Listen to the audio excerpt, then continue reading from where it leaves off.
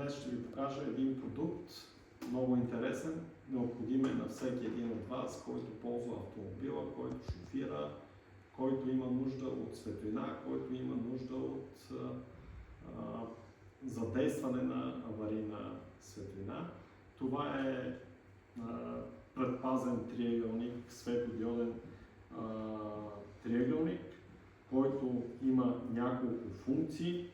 В задната част има бутон, чрез който стартираме тези различни функции.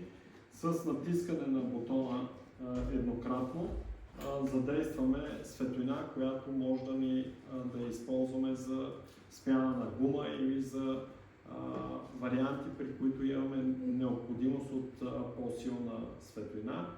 Във втория режим, който е по-слаба светлина, режима вече с включване на триъгълника,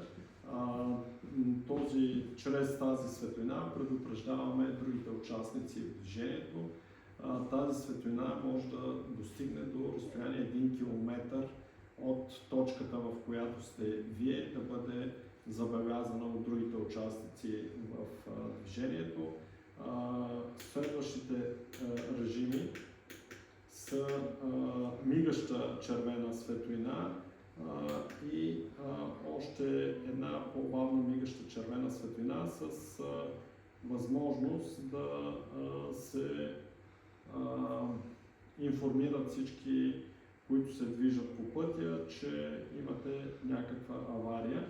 В задната част има стойка, която стойка дава възможност да бъде поставен този светлодиоден триъгълник на земята или под различен ъгъл, така че да ви помогне в ситуация, в която сте изпаднали и имате нужда от този светлодиоден триъгълник. Неговото тегло е 590 грама, много е лек, лесен за използване.